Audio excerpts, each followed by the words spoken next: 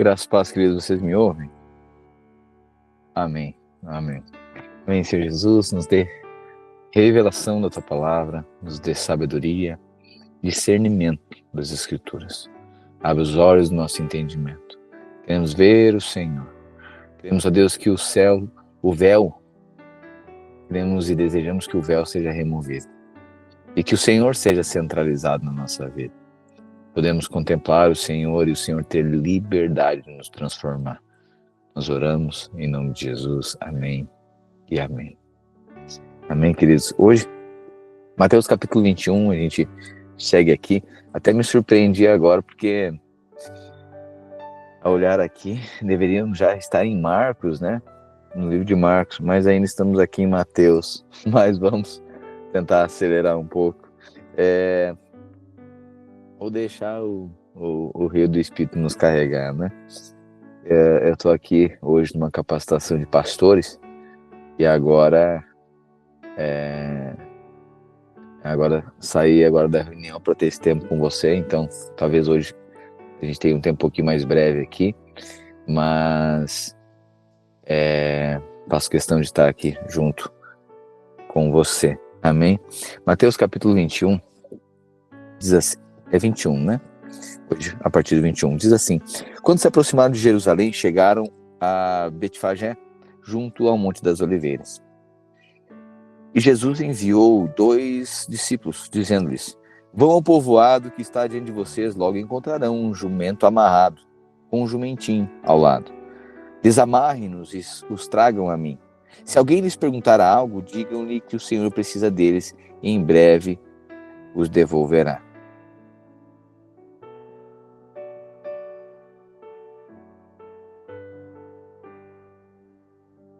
Isso aconteceu para cumprir o que foi dito por meio do profeta. Digam ao povo de Sião: vejam, seu rei se aproxima. Ele é humilde e vem montado num jumento. Um jumentinho, cria de jumenta. Os 2 discípulos fizeram como Jesus havia ordenado. Trouxeram o jumento e o jumentinho e puseram seus mantos sobre o jumentinho. E Jesus montou nele. Grande parte da multidão estendeu seus mantos ao longo do caminho diante de Jesus. E outros cortaram ramos das árvores e os espalharam pelo chão. As pessoas, tanto as que iam à frente como as que seguiam, gritavam: Hosana, filho de Davi!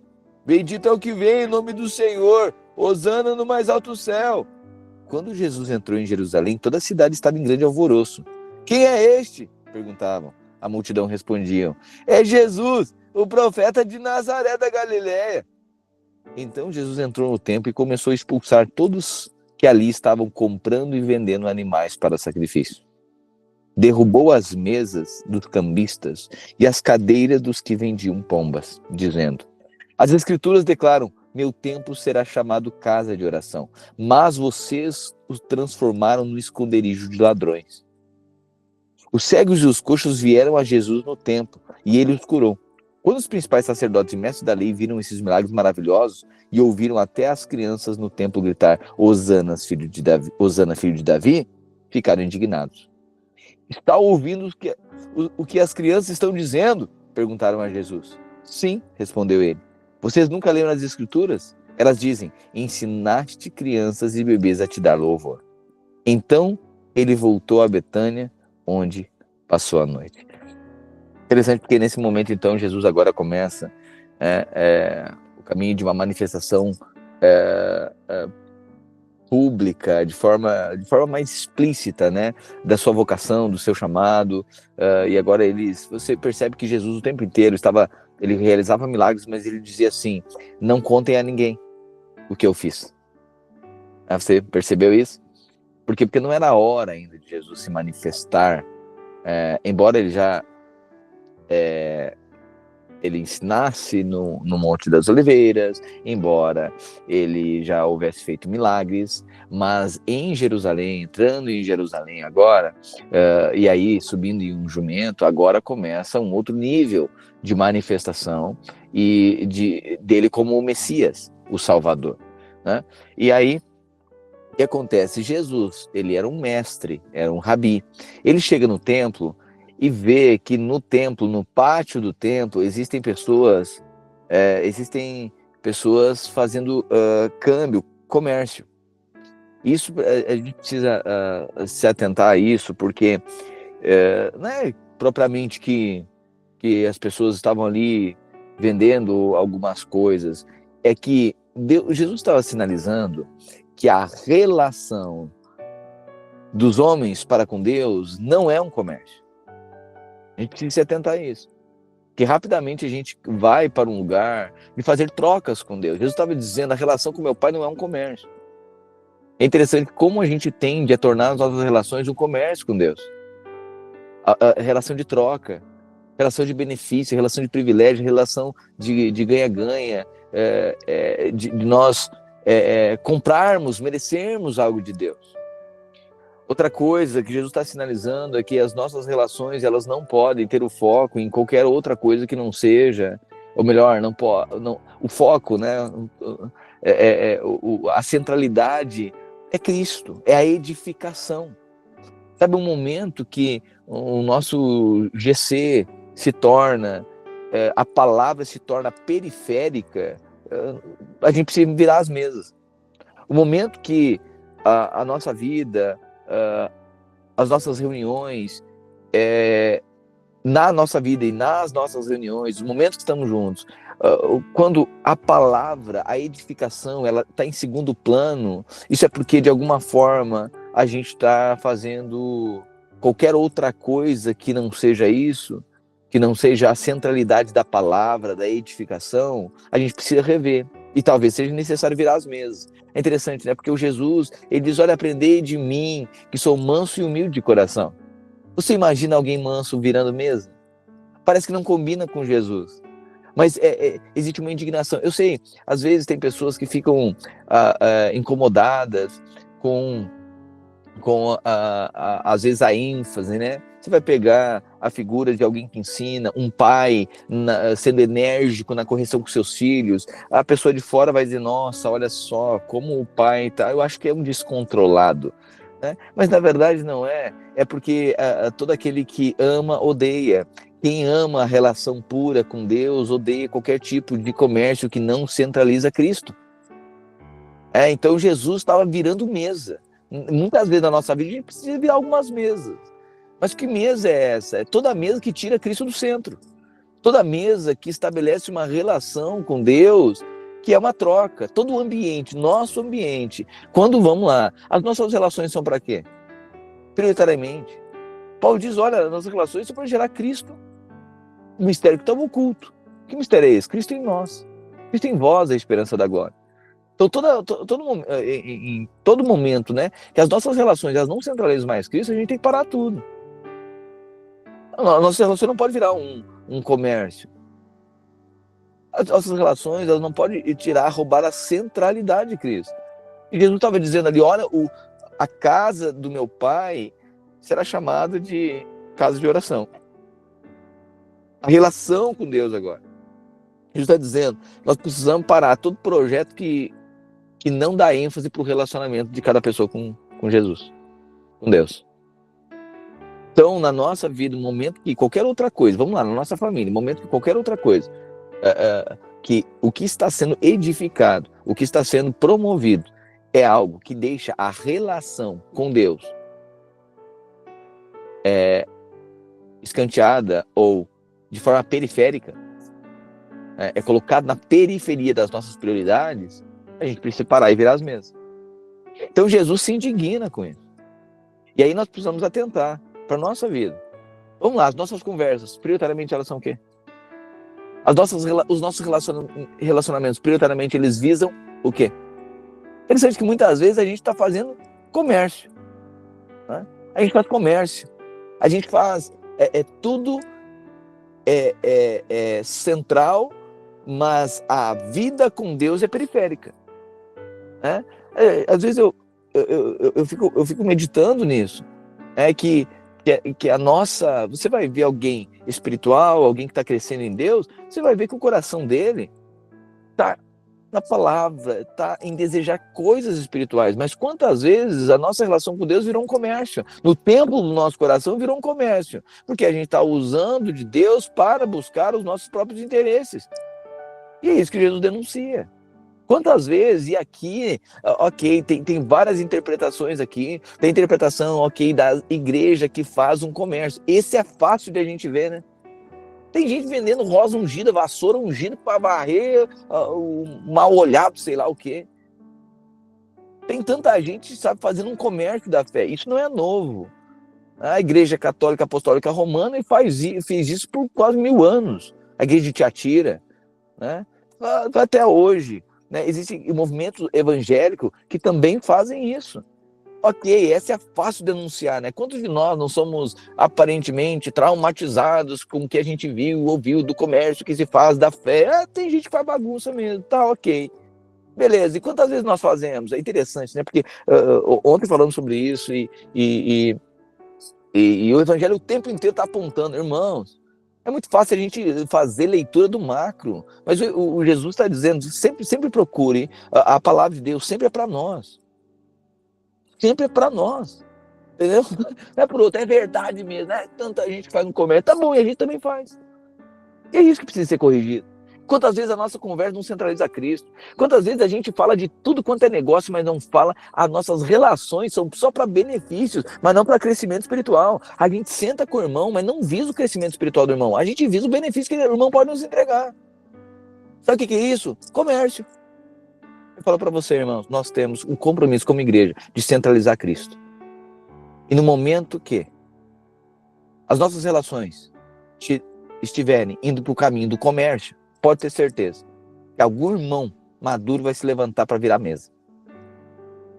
Vai dizer o seguinte, não, alguma coisa está errada aqui. Que o momento que as nossas relações se tornam a prioridade outra coisa, alguém precisa se levantar para centralizar Cristo. Jesus agora está dizendo o seguinte, a casa do meu pai, o templo será chamado casa de oração. Jesus está dizendo, não vai virar um comércio. As nossas relações não vão centralizar outra coisa que não seja Cristo. Centralizar. Se essas coisas são periféricas, ok, tudo bem. Se são periféricas, se são em segundo plano. Mas se isso é a centralidade da nossa vida, vamos lá. A gente está fazendo um comércio. E é interessante, né, que rapidamente a gente pode cair justamente naquilo que a gente denuncia, né? Quantas vezes a gente denuncia, porque eu sou gay, porque não sei o quê, porque as igrejas, porque não sei o quê. Talvez a gente estava lá gentil, não fazia isso, todo mundo faz.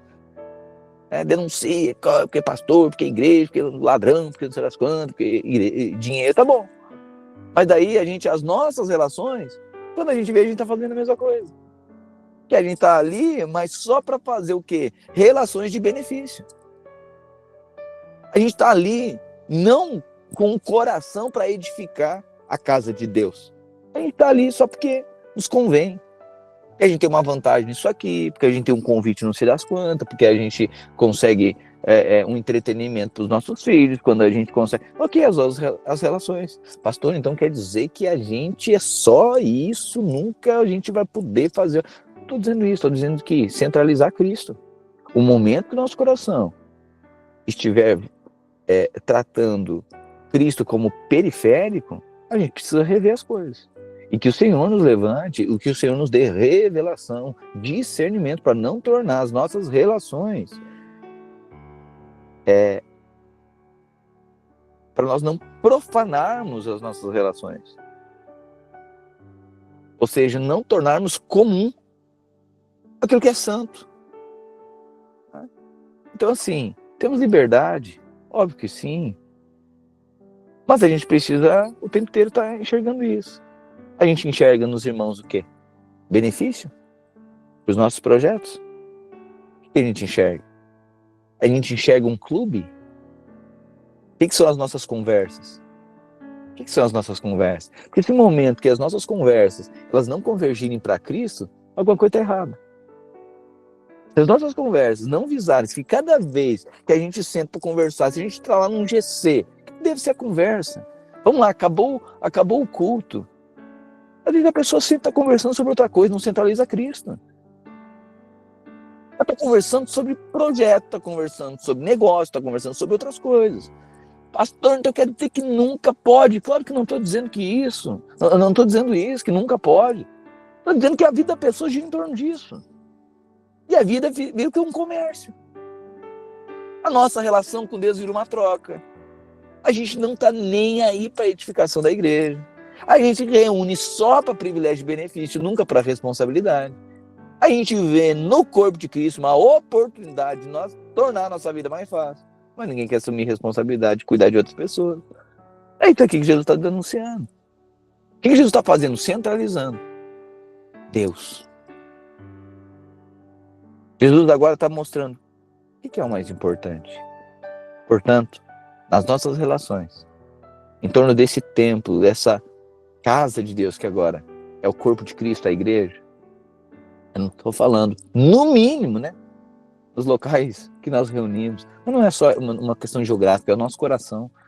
O que as nossas relações elas promovem? Qual é o foco das nossas relações?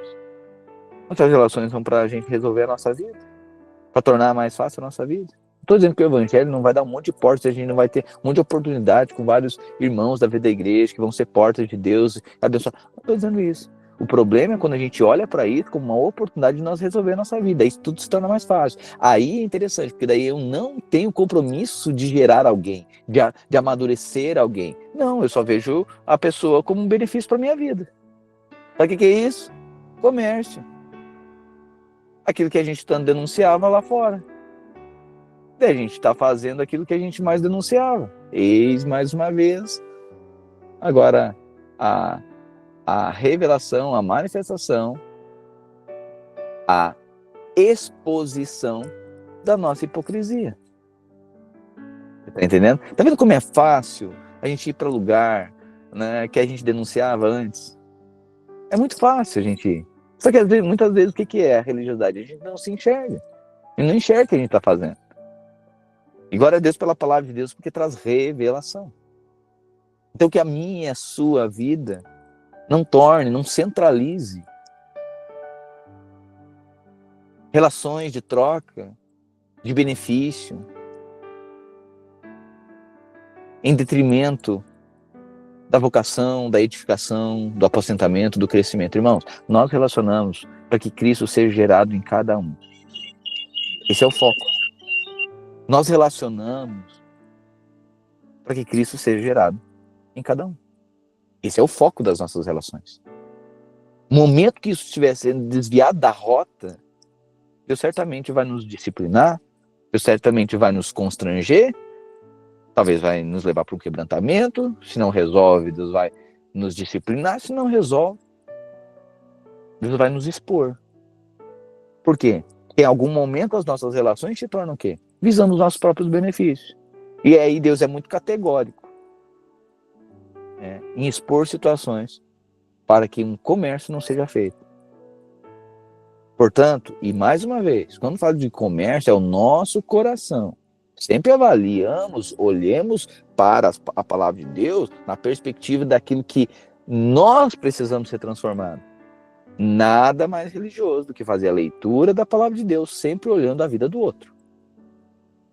Obviamente, quando o nosso compromisso, quando o nosso compromisso, nós não temos compromisso e responsabilidade no outro, e só queremos acusar e condenar. Não, o evangelho é para nós. Portanto, se a gente pega o evangelho, a gente pega a vida com Deus agora só para os nossos benefícios. Ninguém está gerando alguma coisa, ninguém está devoto ao propósito de Deus, de gerar pessoas para Cristo. Irmão, quando nós reunimos, seja no GC, seja nas mesas, nos nossas comunhões, é Cristo. Quantas vezes nas nossas conversas a gente está perguntando: ei, irmão, como é que tu tá? A palavra, né? O que a palavra tem transformado a tua vida? Será que é só o pastor que tem que perguntar isso? Será que é só o líder que tem que estar responsável por isso? Será que as nossas... Eu amo, tenho visto, muitos irmãos compartilhando a palavra. De GCs compartilhando a palavra, comendo a palavra, degustando a palavra. E tem sido muito precioso, o Senhor tem sido muito bom conosco. Abri agora. Eu consegui sinalizar a mensagem, mas não consegui sequer responder ainda. Mas Uma pessoa mandando mensagem, dizendo, pastor, quero agradecer. O Senhor tem sido tão bom com a gente. A palavra revelada. O véu sendo removido. Estamos tão gratos pela palavra. Olha só, alguém valorizando o quê? A palavra. A palavra tem transformado. É isso, é a coisa mais importante. Cristo é o centro. Sabe, irmãos, nós somos uma igreja cristocêntrica, nós não vamos abrir mão disso, não. E sabe de uma coisa, no momento que nossas relações virar um comércio, se eu perceber isso, pode ter certeza que eu vou virar as mesmas. O pastor tá brabo, bom, Jesus ficou indignado com algumas coisas, né? E eu vou falar, você precisa virar as mesmas também. Por quê? É quando o nosso coração tá priorizando qualquer outra coisa que não seja Cristo. Quando as nossas relações... Não, igreja não é Lions Club, não. Igreja não é associação. Mas oração, eu não sou o centro do amor de Deus, então Deus está me abençoando. Vamos lá. Nós somos o alvo, nós somos alvos do amor de Cristo, verdade. Mas nós somos alvos do seu amor para que Cristo seja gerado em nós. Então, nós somos alvos, uma vez que nós somos encontrados, agora o propósito é Cristo, esse amor, gerar Cristo em nós. Portanto, as nossas relações não é propriamente para eu me sinto muito amado. Esse é o primeiro estágio. Entendeu que é muito amado? Sim. Agora o evangelho quer te afetar. O evangelho quer nos afetar. É esse. Aí o evangelho nos afeta ao ponto de que centralizar Cristo, tudo nos levar para Cristo, amadurecermos em Cristo, crescermos em Cristo. Portanto, nossa alegria é o quê? Nossa alegria não deve ser no contentar, só uma alegria porque a gente conseguiu fechar um negócio por conta de que o irmão indicou alguma coisa. Embora isso também vai acontecer. Mas se a nossa vida é assim, então tem clube que faz isso muito melhor. É interessante que, às vezes, até o ímpio vê e atribui a Deus algo que é bom aconteceu. E não necessariamente está sendo transformado por aquilo. O foco do evangelho é gerar Cristo em nós. Senão ficamos só no privilégio, se não formos responsáveis com a edificação da igreja. Claro, a gente vê tudo como um ambiente, o quê? Um ambiente maravilhoso. Pessoas honestas, pessoas sinceras, pessoas com caráter ajustado, que tem gente fechando o tempo inteiro, que tem gente corrigindo. Vamos lá, quem não quer relacionar com seus filhos, que você corrige, você orienta, você educa, ok. Aí chegam lá e dizem, maravilhoso relacionar com seus filhos. Nossa, eu gosto muito que meus filhos brinquem com ele. Pois é, mas não tem responsabilidade nenhuma sobre ele, só quer o benefício, mas não tem a responsabilidade. E no momento que alguém fala alguma coisa ainda para instruir, diz, estou avaliando, eu acho que foi duro demais. Entendi. Então gosta do resultado do ambiente, mas não quer ter compromisso e responsabilidade com o que nós estamos gerando. Então tem um comércio aqui. Amém. Amém. Irmão, isso é muito sutil. Porque é fácil nós denunciarmos coisa grande que a gente está vendo, né? E, mais uma vez, a gente é perito em fazer isso. Ver o erro do outro, que, meu Deus do céu, olha só as igrejas, que não sei o quê, e coisa, escândalo, e pastor, e dinheiro, e comércio da fé. Isso é o mundo ímpio consegue ver isso. E muitas coisas que falam, é interessante que a gente vai também nesse caminho assim, porque não sei o quê, que igreja, não sei o quê, que pastor, não sei o quê. Eu disse, irmão, conhece um? Porque todo mundo fala, né? Parece que é tranquilo, fica batendo em igreja, em pastor. Tá bom, tem, claro que tem. Tem de tudo para com todos. Tem. Em todos os lugares. Claro que tem. Aí eu pergunto, conhece um? Me diz o nome de um. Não sei. Então, irmão, já tem um para bater na igreja. Seja aquele que defende a igreja. Afinal de contas, é o corpo de Cristo que você faz parte. Afinal de contas, tem uma coisa, é noiva de Cristo. E cada um depois vai ter que dar conta. Não é para passar pano, não. Mas também não vamos ficar perseguindo aquilo que o mundo já persegue, falando mal daquilo que o mundo... Sabe? A gente deve... Proteja, guarde a vida dos irmãos, guarde a vida da igreja.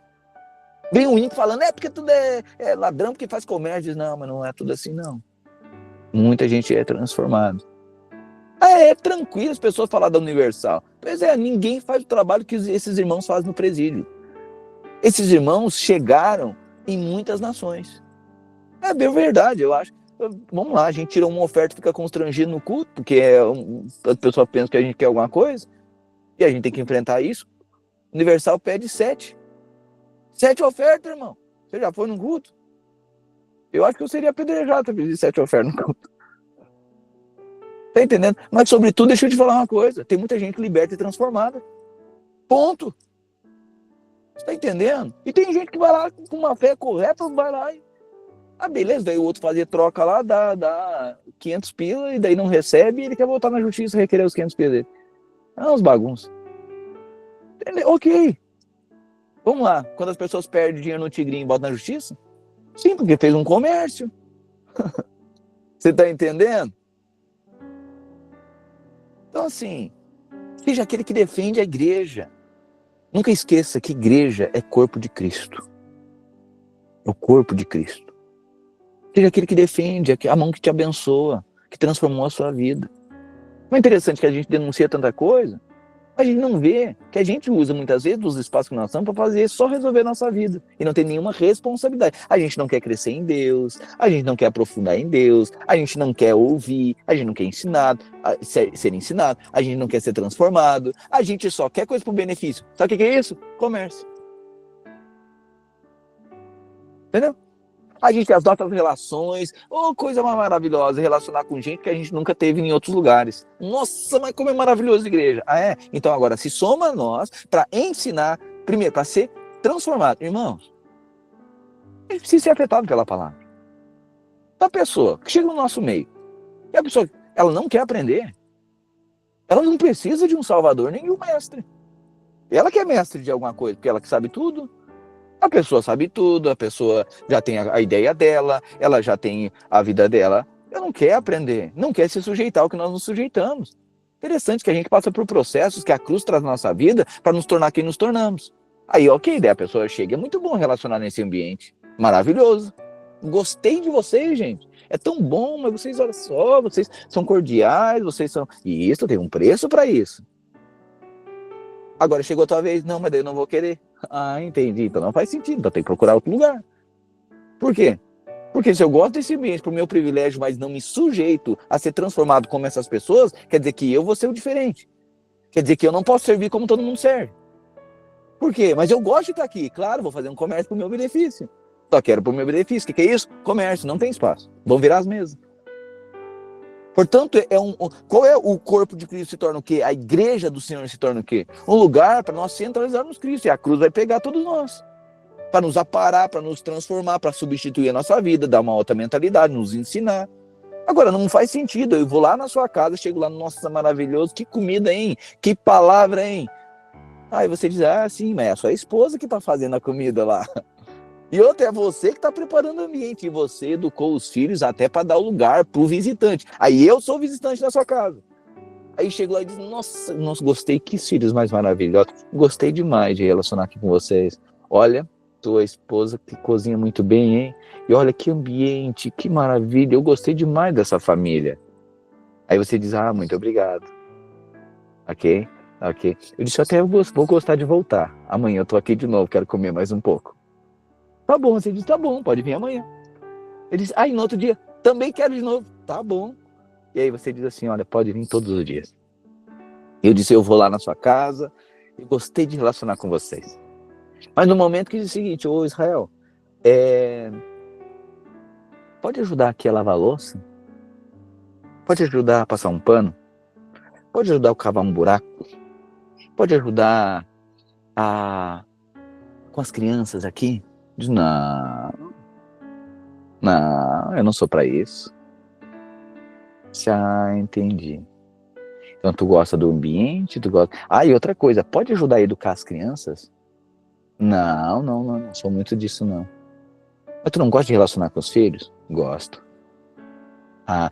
Mas quando vê eu exortando os filhos, tu acha que é até duro. Eu achei muito duro. Pois é, mas tu não disse que minhas crianças são educadas? Sim. Entendi, Israel. Então tu quer o benefício do lugar, mas não quer a responsabilidade conosco. Sabe o que é isso? Comércio. Entendeu? Portanto, no ambiente que nós estamos, precisamos honrar e abrir o nosso coração e dizer assim, nos sujeitar e dizer o seguinte: eu quero ser participante dessa unção. Não é ver o lugar como não é ver um lugar que é bom para os nossos privilégios. É ver que essa glória, nós queremos carregar essa glória, sermos transformados para sermos amadurecidos em Cristo. E amadurecidos em Cristo, nos tornarmos responsáveis. E primeiro, a gente é receptor, a gente é recebedor. Depois, primeiro, a gente é filho. E como filho, a gente recebe mesmo. Mas não faz sentido ser filho rebelde. Não faz sentido ser filho que tem toda a casa à disposição, comida à disposição, ambiente à disposição, organização à disposição, mas no momento que disser para levar o brinquedo, se rebelde. Não, que absurdo, trabalho escravo. Não, filho, é só para levar o brinquedo, porque tu já tem maturidade para botar o brinquedo dentro da caixinha. Não, mas eu não. Ah, não, mas então alguma coisa tem errado, então. Tudo bem. Vocês vão me forçar? Claro que não. Mas também só o seguinte, daí não tem mais brinquedo, daí. Simples quanto isso. Faz sentido, irmãos? Faz sentido? Tá vendo? É muito simples. Nós somos uma família cheia de responsabilidades. E a responsabilidade na nossa família é gerar Cristo em cada um de nós. Portanto, não faz sentido a pessoa chegou e quer ensinar. A pessoa chegou e tem outro ensino. Não, mas eu acho diferente. Bom, se acha diferente, monta uma igreja diferente. Ah, eu acho que é assim, porque na minha casa sempre foi assim. Então, fica frequentando somente a tua casa. Simples quanto isso. Que não faz sentido. Eu vou para sua casa e quero implantar a minha cultura. Não, mas não é assim que se faz. Olha, mas tu não elogiou o arroz? Tu não elogiou a carne, o feijão? Tu não disse que é maravilhoso? Maravilhoso. Pois é, mas agora daí eu tô te ensinando a fazer, tu disse que tu já tem o teu jeito. Não, mas eu não cozinho dessa forma, não. Pois é, mas tu não é uma coisa que tu disse que nunca comeu algo como isso? É. Ah, mas eu tenho o meu jeito de fazer bom, então faz na tua casa. Mas aqui nós vamos fazer assim. E se tu quer viver assim, tu vai comer essa comida e tu vai se sujeitar ao que nós estamos propondo aqui. Estão me forçando? Claro que não. É tu que quer forçar que nós mudemos o procedimento. Claro que não. Não faz sentido. Se sou eu que estou chegando na casa, sou eu que tenho que me sujeitar, sim ou não? Não, mas eu vou chegar na sua casa, vou ensinar você a fazer arroz.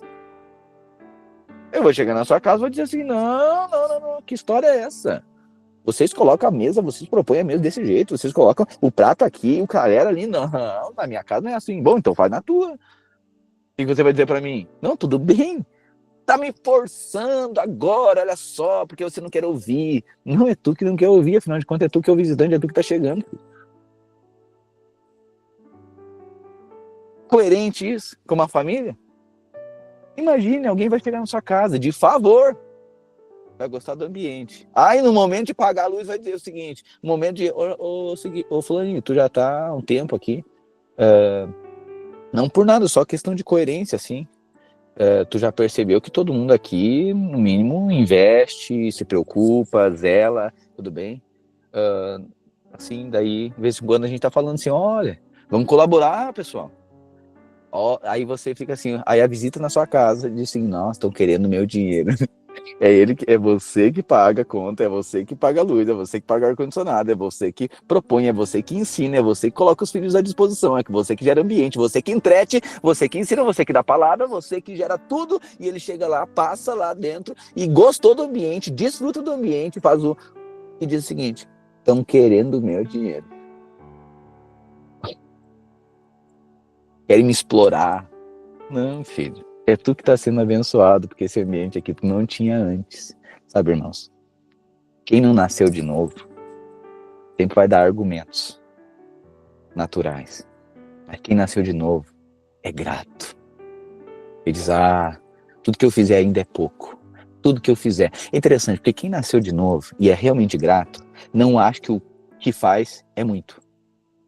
Sempre vai achar que o que faz é pouco. A pessoa tá assim, quem tá debaixo da graça, por favor, ele sabe que não merece, a pessoa sabe que não merece, sempre tá sendo grato, meu Deus, muito obrigado, meu Deus, que palavra, meu Deus, que ambiente, meu Deus, olha só, o que precisar eu tô aqui, e a pessoa tá ali, e deixa ser afetada, e serve, e ajuda, e acha ainda que é pouco. Mas quem é muito? Quem já sabe, quem já tem, quem acha que sabe, quem acha que tem, aí Deus não pode fazer muita coisa na vida dele. Não pode fazer. Não pode fazer muita coisa na vida daquela família. Não pode fazer muita coisas na vida daqueles filhos. Não pode fazer porque ele já sabe. Portanto, a gente precisa ser coerente com as coisas. Jesus está dizendo o seguinte: olha, a relação com meu pai não pode virar um comércio. A relação com meu pai não pode virar uma troca. Jesus está dizendo que a nossa relação com Deus é da relação da posição de pura graça. É graça. A gente não merece. É graça. A gente é grato. A gente reconhece. Não é um comércio. Não é uma troca. Quão rapidamente as nossas relações viram uma troca com Deus, uma barganha com Deus.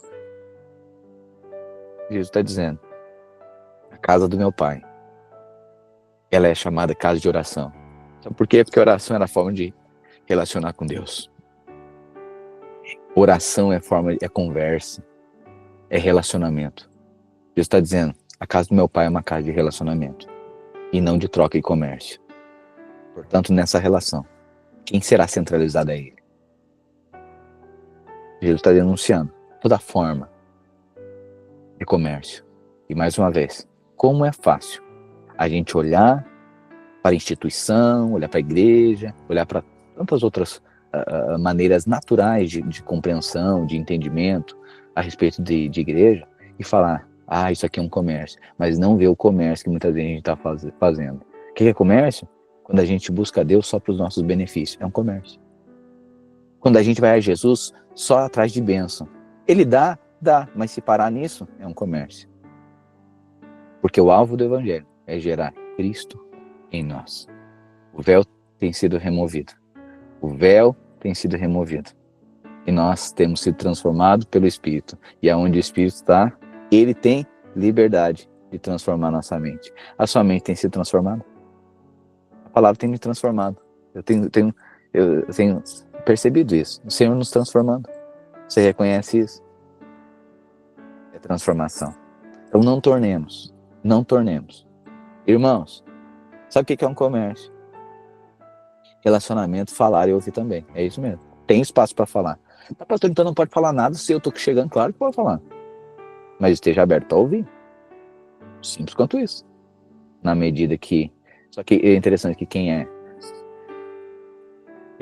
assim, reconhece, né, ele vai estar mais atento a ouvir, a reproduzir, do que propriamente interpretar. A pessoa carrega interpretações naturais da vida dela e tal. E vem dizer: não, mas eu não acho assim. Bom, não é pelo que acha. É pela palavra, né?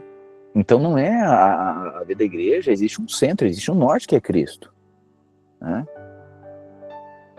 Existe um norte, existe um centro, a centralidade que é Cristo. Então a vida da igreja, sabe, os relacionamentos, a relação com Deus não é o que a gente acha. Senão vira uma bagunça, irmão. Eu vou lá para sua casa, daí eu acho, daí vai mais alguém, daí a minha esposa diz: eu também acho diferente. Aí você diz o que você acha diferente, a sua esposa diz que você acha diferente, os seus filhos acham diferente. O que virou? Uma salada de fruta. E o negócio vira uma esculhambação, porque cada um acha alguma coisa. Sabe, a vida da igreja, o corpo de Cristo, a relação com Deus, não é eu acho. É o que está escrito, é o que ele diz.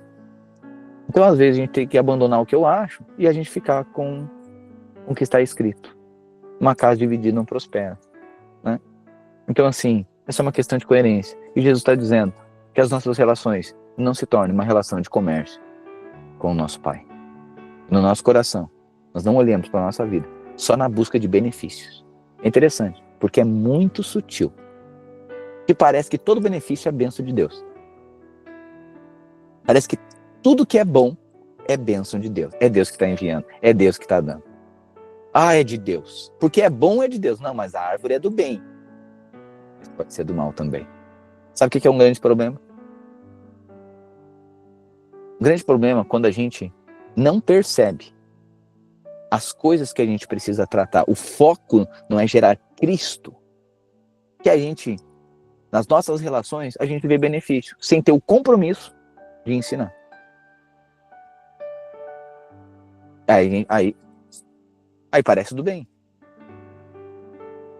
Deixa eu ler aqui as mensagens que os irmãos estão mandando. Aqui agora eu estou no celular. Aí. Deixa eu ver aqui.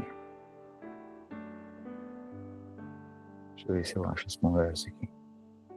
Mensagem na chamada, vamos lá. Relacionamento falar e ouvir também. Isso, Angélica. A vontade de Deus gerar filhos e de fazer discípulos de todas as nações. Sim. Amém, pastor? Sim, minha vida está sendo transformada. Amém, Ariane? Uma casa dividida, a Angélica falou. O confronto vem em toda a palavra. Estou reconhecendo meu coração, está vindo à luz. Aleluia, Ariane. Aleluia. Importante reconhecer isso. Aleluia. No nome de Jesus, que possamos nos alimentar da árvore da vida. Aleluia. Isso é precioso. Isso é precioso. Quando a gente vai para esse lugar e permitimos ser transformado pela palavra de Deus, aí a gente passa pela cruz. Aleluia. Aí é maravilhoso, aí tem benefício, tem glória, é maravilhoso. Mas, irmãos, não tem como. Todos nós. A cruz toca em toda a nossa vida. A cruz toca na nossa maneira de pensar, a cruz toca nos nossos achismos, a cruz toca no nosso jeito de ser, a cruz toca no nosso temperamento, a cruz toca nos nossos relacionamentos, a cruz toca no nosso dinheiro, a cruz toca no nosso servir, no nosso cansaço, a cruz toca em tudo. A cruz vai tocar em tudo. E vai sobrar o quê? Ele. Então quer dizer que eu não tenho vez. Entendeu? Entendeu tudo. Então eu tenho que morrer. Entendeu certinho. Aí morre, tem uma vida ressurreta, agora fica ele. Então não é o quê? Tudo que morre na cruz, renasce na cruz. É isso mesmo, Priscila. Aí agora a partir dele. Aí não sou o que eu penso, é o que está escrito. Aí não sou eu, mas é ele. Aí não é o meu sentimento que fala. É ele. O importante é ele. Não é o que eu sinto. É o que está escrito. Interessante que a gente sempre vai ser essa disputa, né? Do que eu sinto e da obra dele em mim. Vou falar, o nosso sentimento também vai passar pela cruz. Ah, mas olha só, eu estou sentindo assim. Pois é, mas o sentindo assim agora está submetido a Cristo. Aí ou é a resposta dele ou é a nossa. Ou é o nosso. Porque quando a gente é o nosso sentimento, é a gente que está no centro. Mas quando é Cristo, quando é Cristo, nós ficamos em segundo plano. Na verdade, nós nem estamos no plano. É Cristo. A resposta é dele, não é minha. Então qual é a resposta de Cristo? Pois bem. Então assim, tudo vai passar pela cruz. Jesus está dizendo, a relação com ele não é uma relação de comércio. A casa do meu pai não é um comércio, uma troca, uma barganha, um jeito. É uma casa que centraliza ele. Nosso coração. Mais uma vez, antes de nós nos tornarmos religiosos. Isso está tão evidente, está tão enfático. O Espírito Santo assim está jogando tanta luz, então dando essa ênfase, irmãos. Isso é maravilhoso. Oh, glória. Glória a Deus. Sabe, sermos uma igreja cristocêntrica, uma família cristocêntrica. Entendeu? E tem, irmãos, e tem bênção, e tem alegria. Claro que tem, tudo isso envolve. Mas não é sobre isso, o centro não é esse. É Cristo. As nossas relações, a gente está mais, sabe, a gente está percebendo a importância de gerar Cristo. Sabe, pais maduros estão sempre instruindo o filho pensando lá no futuro. Pais estão sempre fazendo isso, estão cuidando. Não, mas isso aqui, não, mas se eu der tela, aí pode desenvolver tanta coisa assim, porque agora não é a idade, tá não sei o que, para aí, para lá. Ou seja, os pais estão amadurecendo, estão percebendo. Mas vem o outro, e aí a criança viu no benefício do outro, e diz o seguinte, papai, o quê? Fulano quis me dar um celular. E eu posso olhar e dizer, nossa, que bênção, né, filho? Que maravilhoso. Tu ganhou um celular, é bênção de Deus, afinal de contas, ganhar coisas, tá ganhando, é de Deus. Ah, é? Pois é, mas justamente a ferramenta que talvez vai destruir teu filho em 3 meses. Porque não sabe lidar com aquilo ainda. Pois é, mas se eu tô olhando pelo foco do benefício, eu acho que tudo é bênção de Deus. Mas a árvore é do bem, mas é do mal também. Aí você tá perdendo seu filho. Por quê? Porque ele viu só o benefício. O pai viu só o benefício. Mas não tem a responsabilidade de pensar no futuro. O que é o pensar no futuro para nós como igreja? Cristo ser gerado na pessoa. É isso. Faz sentido? Faz sentido. A gente tá olhando, nossa, que bênção, né? Coisa a gente tá fazendo, acontecendo e tal. Pois é, mas Cristo não está sendo gerado no outro. É só questão de tempo. Vai dar problema muito grande lá na frente. Aí o filho pode dizer assim, nossa, mas olha só, o pai é ruim. Qual é o problema de eu ganhar o celular do outro? Mas filho, é que o pai tá vendo coisas que tu não tá vendo. E tem coisas que se o pai não limitar agora, vai te destruir daqui 3 meses. Faz sentido? Você tá vendo? Essa é a palavra de Deus. Cristo, Cristo, Cristo, Cristo, Cristo, Cristo. O evangelho centraliza Cristo. O véu foi removido, o véu está sendo removido. É Cristo no centro, Cristo no centro. Não somos como Moisés. A glória desvanecente, aparência de bênção, aparência de bênção. Nossa, que vida maravilhosa. Nosso irmão ali é até uma referência para mim. Mas é a glória desvanecente. Talvez nem tenha glória por trás do véu.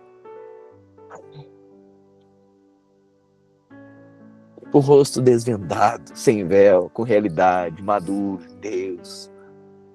Uma igreja madura. Tem tanta igreja com véu. Que é o quê? Aparência gloriosa, mas se tirar o véu não tem nada. Só que é o seguinte, a nossa vida. É isso que Jesus está dizendo. Não tornemos, então, as nossas relações um comércio para com Deus.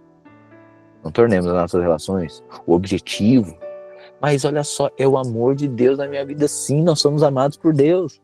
Mas para que Cristo seja impresso em nós e nós sejamos transformados. E esse Espírito tenha liberdade em nós. Cristo em vós, a esperança da glória. Centralizemos Cristo. Aí em Cristo nós somos abençoados. Em Cristo a gente ganha celular. Aí não tem problema. Quando Cristo é a centralidade. Interessante. Porque aí, até os benefícios não são a coisa mais importante para a nossa vida. Mas é Ele. Amém? A gente não está mais atrás, como uma criança está atrás do celular do outro, que o pai não está dando. Interessante, né? Parece que o outro é melhor, porque o pai não deu o celular, mas o outro deu. Quem é que é mais amigo dele? O outro. O pai não deixa ele ficar na internet sozinho. Nem na internet deixa ficar. Mas o vizinho deixa. Quem é mais amigo dele? Ele vai correr pro benefício. Mas quem é que tem responsabilidade? Os pais. Então nem todo mundo que dá benefício tem responsabilidade. Às vezes aquele que está dando limite tem mais amor do que está vendo coisas que o vizinho não está vendo. Amém. Jesus purificou o templo. E agora?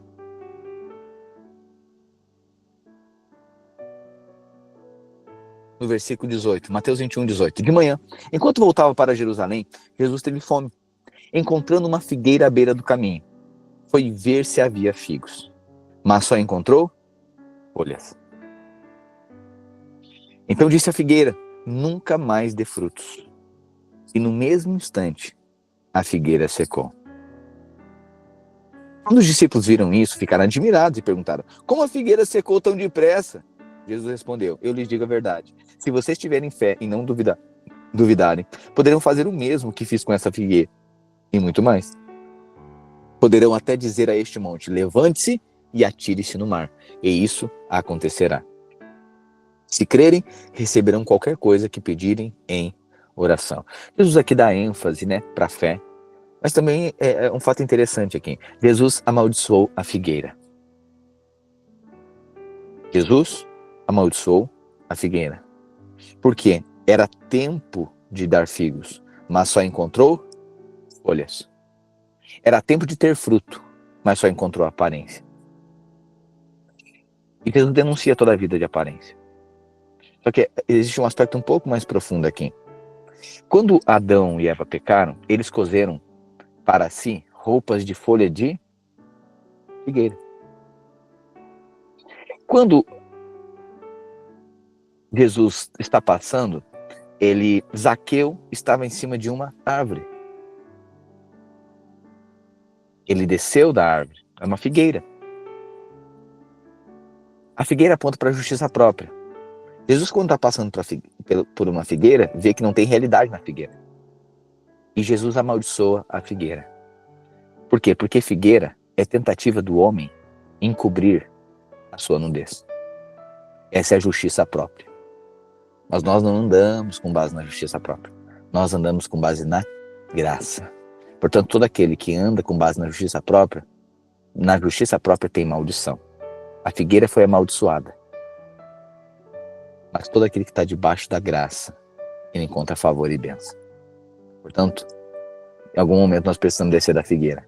Porque na figueira tem maldição. A tentativa do homem cozer para si resoluções. Tentativa do homem fazer para si resolver os seus problemas. Isso tudo é justiça própria. E a justiça própria está amaldiçoada.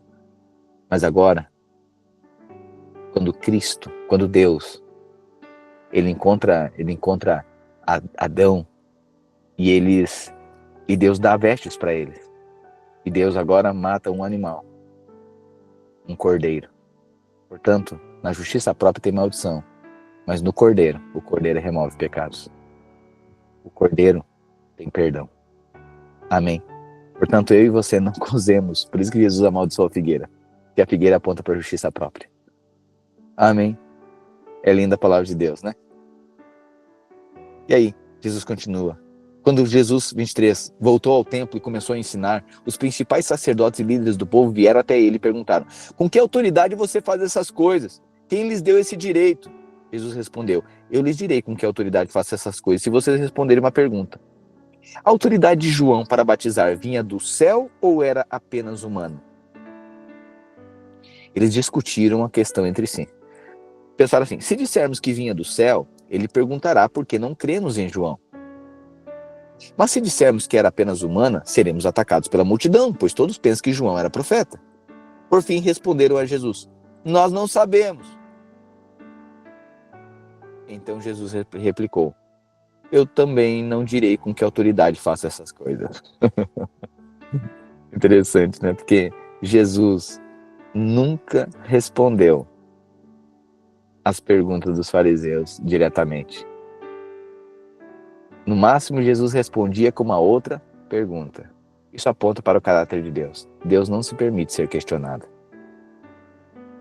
Amém. Então Jesus diz o seguinte: com que autoridade tu faz essas coisas? Eles perguntaram para Jesus. Jesus disse: me diz uma coisa, a autoridade de João veio do céu ou era da terra? Eles disseram: se disser que é do céu, eles vão perguntar por que a gente não creu em João. Se a gente disser que era da terra, a multidão vai ficar contra a gente. Eles disseram avaliar, vamos dizer que não sabemos. Nós não sabemos com que autoridade. E Jesus disse: muito bem, eu também não vou dizer com que autoridade eu faço essas coisas. Ou seja, eles queriam pegar Jesus. E aí não era o tempo ainda disso. Tanto é que um pouquinho mais para frente Jesus vai dizer: eu sou. Né? Então, um pouquinho mais para frente Jesus começa a declarar e se apropriar disso. Mas até então não era chegada a hora ainda. Por isso que Jesus se limitou a não responder essa pergunta. O que acham disso? 28. Um homem que tinha 2 filhos disse ao mais velho: filho, vá trabalhar no vinhedo hoje. O filho respondeu: não vou. Mas depois mudou de ideia e foi. Então o pai disse ao outro filho: vá você. E ele respondeu: sim, senhor, eu vou. Mas não foi. Qual dos 2 obedeceu ao pai? Eles responderam: o primeiro. Então Jesus explicou: eu lhes digo a verdade.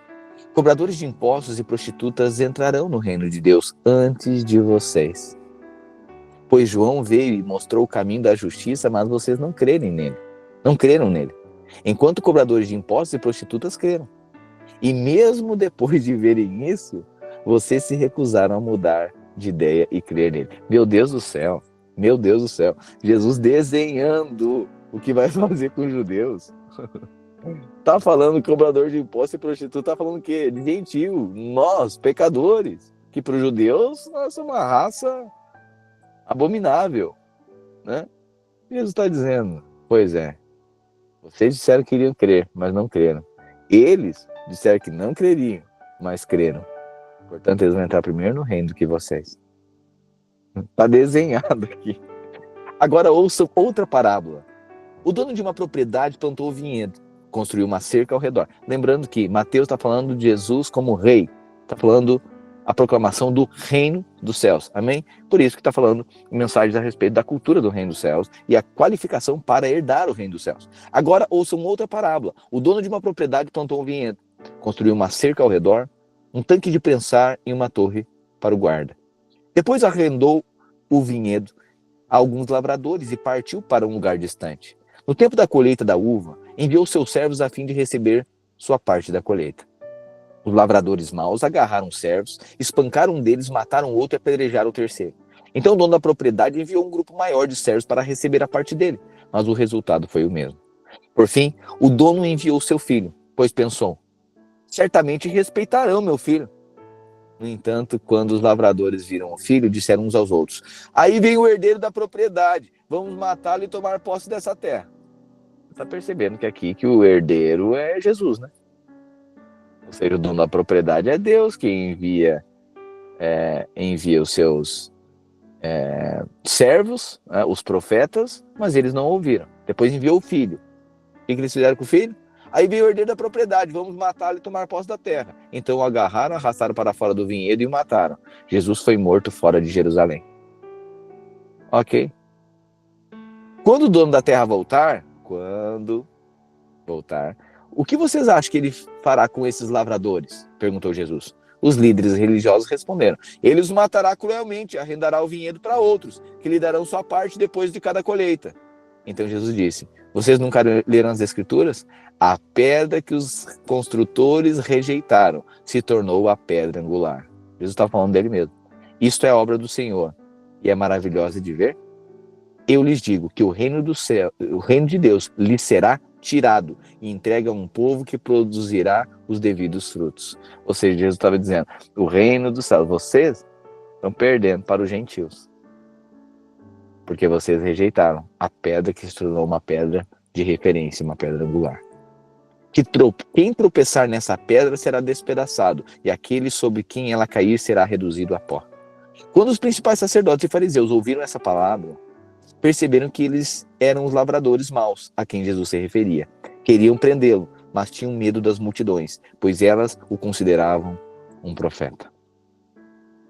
Jesus lhes contou outras parábolas. Disse ele: o reino dos céus pode ser ilustrado como uma história de um rei que preparou um grande banquete de casamento para seu filho. Quando o banquete estava pronto, o rei enviou seus servos para avisar os convidados, mas todos se recusaram a vir. Então ele enviou outros servos para lhe dizer: já preparei o banquete. Os bois e novilhos gordos foram abatidos e tudo está pronto. Venham para a festa. Mas os convidados não lhes deram atenção e foram embora. Um para sua fazenda, outro para seus negócios. Outros ainda agarraram os mensageiros e os insultaram e os mataram. O rei ficou furioso e enviou seu exército para destruir os assassinos e queimar a cidade deles. Disse a seus servos: o banquete de casamento está pronto e meus convidados não são dignos dessa honra. Agora saiam pelas esquinas e convidem todos que vocês encontrarem. Então os servos trouxeram todos que encontraram, tanto bons como maus, e o salão do banquete se encheu de convidados. Quando o rei entrou para recebê-los, notou um homem que não estava vestido de forma apropriada para um casamento, e perguntou-lhe: amigo, como é que você apresenta sem roupa de casamento? O homem não teve o que responder. Então o rei disse: amarrem-lhe as mãos e os pés e lancem-no para fora, na escuridão, onde haverá choro e ranger de dentes. Pois muitos são chamados, mas poucos são escolhidos. Vamos lá. Jesus fala da parábola aqui no banquete de casamento. Ele diz que o reino dos céus é semelhante. Jesus está falando do reino dos céus, certo? É semelhante com a história de um rei que preparou um grande banquete de casamento para o seu filho. E quando estava pronto, o rei enviou seus servos para avisar os convidados, mas todos se recusaram a vir. Peraí, o reino dos céus é como uma festa de casamento? É. O reino dos céus é então um casamento, as bodas do cordeiro. E aí, o rei prepara toda a festa e convida quem? Os convidados, as pessoas importantes. Quem eram? Os judeus. Mas os convidados rejeitaram a vir. Sim, eles rejeitaram o convite. O convite era Cristo. Eles disseram: não, nós não iremos, nós não queremos. Tá bom. Aí, ele Então enviou outros servos para lhe dizer: já preparei o banquete, os bois, novilhos gordos foram abatidos e tudo está pronto, venham para a festa. Mas os convidados não deram atenção e foram embora. Cada um foi fazer os seus negócios. Outros ainda agarraram os mensageiros, insultaram e mataram os profetas. O rei ficou furioso e enviou seu exército para destruir os assassinos e queimar a cidade deles. Deus fez com Israel. Disse a seus servos: o banquete de casamento está pronto, e meus convidados não são dignos dessa honra. Agora, saiam pelas esquinas e convidem todos que vocês encontrarem. Quem são esses? Os gentios. Os judeus rejeitaram o banquete, mas nós, os gentios, quem éramos nós? Bons e maus, aqueles que não merecem, nós fomos convidados para o banquete. Se os judeus rejeitaram Cristo, nós aceitamos o convite. E porque nós aceitamos o convite, nós sentamos numa mesa que não era nossa e nós podemos desfrutar de um casamento. Mas é interessante que o reino dos céus é por obras. E olha o que acontece. Quando o rei entrou para recebê-los, notou que um homem não estava vestido de forma apropriada para o casamento. Interessante, porque para o céu, pela graça sois salvos mediante a fé. Você não precisa de qualificação. Pela graça você é salvo, mediante a fé, para o céu. Mas para as bodas do Cordeiro, para o reino do céu, você precisa vestir vestes de justiça. Você precisa estar vestido com uma roupa apropriada. A roupa apropriada, Apocalipse vai dizer que as vestes de justiça são atos de justiça. É aquilo que você faz com a graça que você recebeu. Portanto, para ser salvo, basta você crer. Mas para o reino, você precisa estar vestido de forma apropriada. A maneira que você recebe o evangelho e o que você desempenha agora a serviço do reino, a serviço do rei, isso lhes configura, lhes dá vestes de justiça. E só pode participar das bodas do Cordeiro, só pode participar do reino aquele que carregar consigo vestes de justiça. Que eu e você, que recebemos a graça de Deus, que a nossa vida seja para tecer vestes de justiça. São atos de justiça. A graça que nos alcançou agora deve ser manifesta em obras. A fé sem obras é morta, Paulo vai dizer. Portanto, se o que recebemos precisa ser traduzido em frutos, em atos de perdão, atos de bondade, atos de redenção, atos de sofrimento por conta da justiça de Cristo, atos que anunciam o evangelho, atos que servem pessoas, atos de justiça. Esses atos são as nossas vestes. Não pode entrar na festa quem não está vestido de forma apropriada. Não basta ser salvo. Não basta ser salvo. Não basta ser convidado. Por isso que ele diz, muitos são convidados, mas poucos são escolhidos. Porque muitos serão salvos, mas nem todos têm veste de justiça para reinar com ele.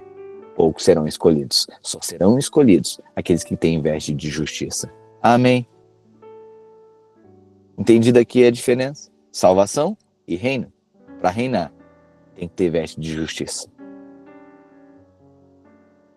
Então os fariseus se reuniram para tramar um modo de levar a Jesus. Meu Deus, irmão, isso é tão profundo. Dá vontade de ficar aqui.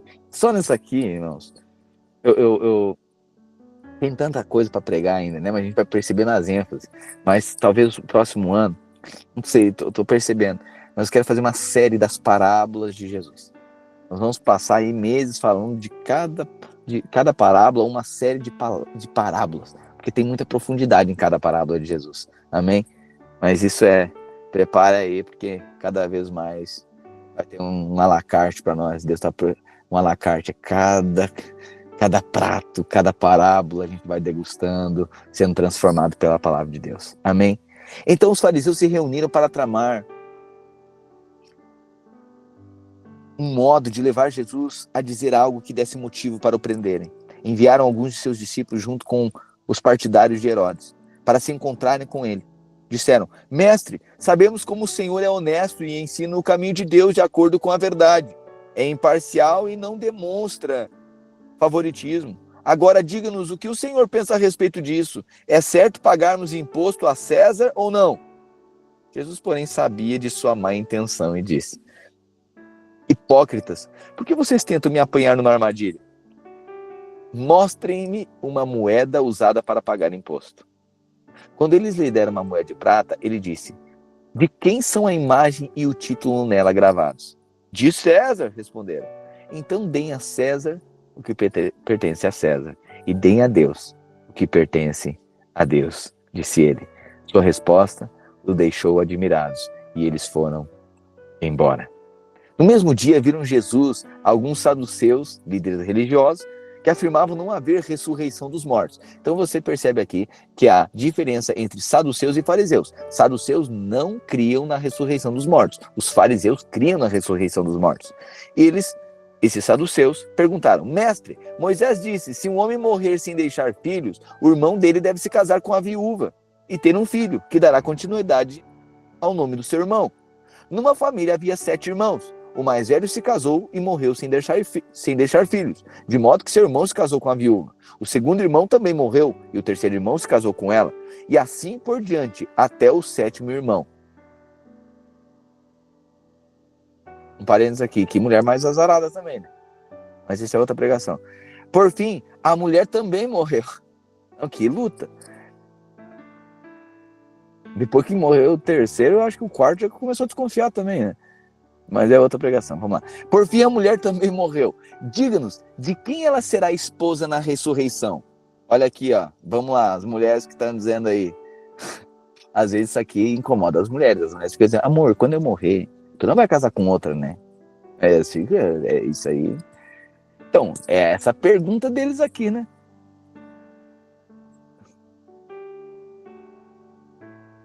Eles estão perguntando só um pouquinho. Teve 7 maridos. E quando diga-nos, de quem ela será esposa na ressurreição?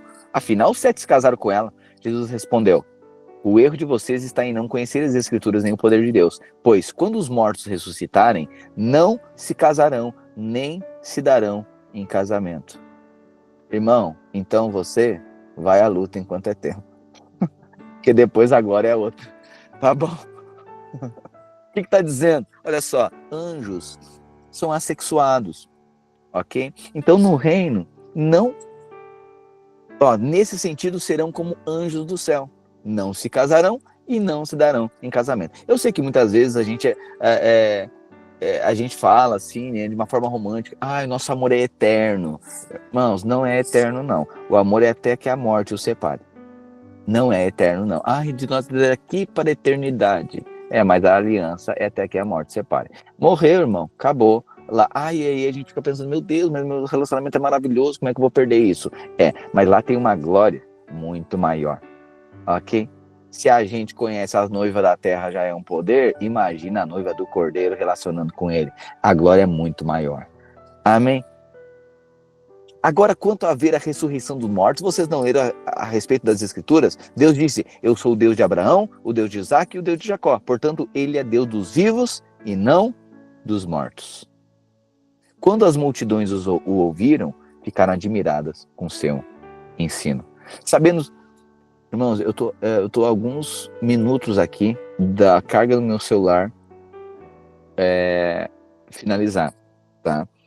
E aí, onde eu tô aqui, eu tô dentro do carro, e aonde eu conseguiria carregar é o ambiente que tá tendo aqui agora ministrações, né? Falei para você que eu estou aqui num treinamento, uma capacitação de pastores. Portanto, se finalizar aqui, antes de eu finalizar esse capítulo, sabe que então a gente volta amanhã, ok? Mas eu acredito que ainda dê tempo de finalizar. Sabendo os fariseus que Jesus tinha calado os saduceus com essa resposta, reuniram-se novamente para interrogá-lo. Um deles, especialista na lei, tentou apanhá-lo numa armadilha com a seguinte pergunta: mestre, qual é o mandamento mais importante da lei de Moisés? Irmãos, vamos lá. Jesus viveu na lei ou na graça?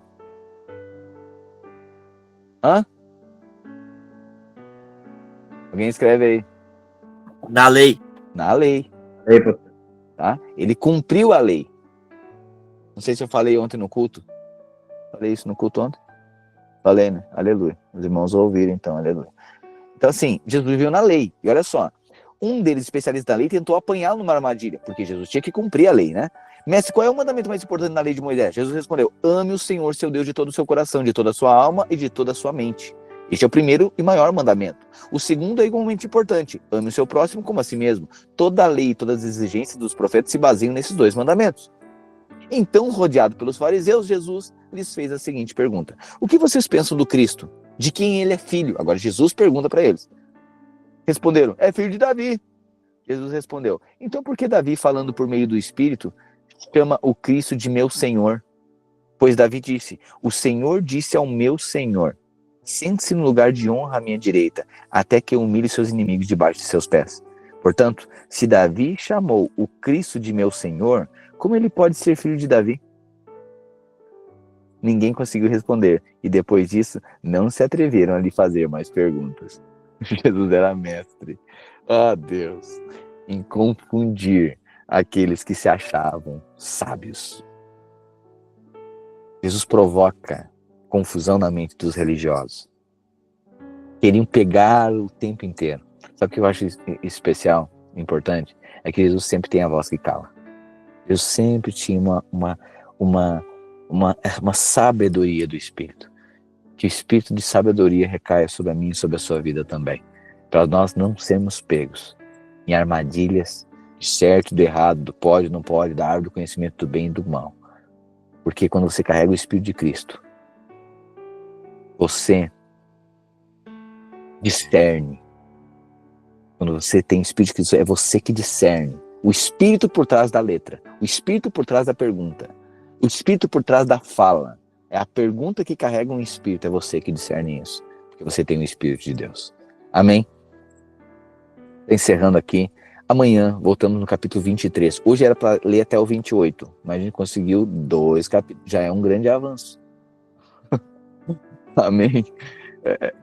É isso. Vamos lá, vai dar certo. Vamos caminhando aqui. Podemos tocar nessa velocidade aqui, comentando algumas pinceladas. Pode ser assim? Tudo bem para você? Já sabe que a gente vai talvez um pouquinho mais aí, entrar mais alguns dias aí. Tudo bem? Do mês de entrar em julho. Talvez a gente agora tenha 1 dia e meio, 2 dias no máximo de atraso, a não ser que a gente tire isso um pouco mais à frente, ainda tem tempo, ok? Mas eu gosto, a gente vai concluir o ciclo, ok? Fonte de vida, amém, amém, amém, queridos. Graça e paz, uma boa tarde para você, amém, Nath, amém, querida, amém. Uma boa tarde para você. Aleluia, assim ficamos ouvindo a palavra por mais tempo. Amém, André. Glória a Deus. Então voltamos amanhã, ok? Amanhã, ao meio-dia, nosso devocional Verbo do Alfa ao Ômega. Amém? Senhor Jesus, te agradecemos pela tua palavra revelada. Nos instrua, nos dê sabedoria, discernimento, para não sermos pegos, ó Deus, em armadilhas da árvore do conhecimento do bem e do mal. Jesus, nós queremos ser instruídos por Ti. Dê-nos a vocação do Teu Espírito. Dê-nos, ó Deus, discernimento mais aguçado. Torna o nosso espírito sensível às coisas espirituais. Livra-nos, ó Deus, de toda distração. Livra-nos, ó Deus, de tudo aquilo que não centraliza Cristo, o Espírito, o Senhor. Nós declaramos que o centro da nossa vida é o Senhor. A centralidade do nosso coração é o Senhor. O Senhor está no centro. O Senhor é a coisa mais importante. Não somos nós. Livra-nos, ó Deus, de transformarmos as nossas relações em um comércio. Transformar a relação com o Senhor em uma troca. Não, tudo nós recebemos pela graça mediante a fé. Recebemos. Agora, ó Deus, não queremos relacionar com o Senhor na barganha, na troca, no merecimento, não achar que estamos fazendo muito e devemos receber mais. Leva-nos a compreender que a tua graça nos alcançou e nós já recebemos aquilo que não merecemos.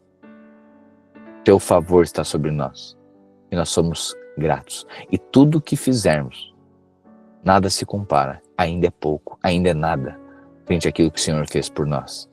Na compreensão dessa graça, a revelação do Teu Espírito, queremos ser aperfeiçoados na liberdade que Teu Espírito tem em nossa vida para nos transformar.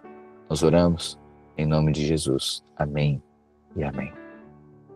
Amém, querido. Grato por você estar aqui. Voltamos então amanhã, ao meio-dia aqui. Graça e paz. Amo a sua vida. Tchau, sua linda. Tchau, linda. Saudade de vocês.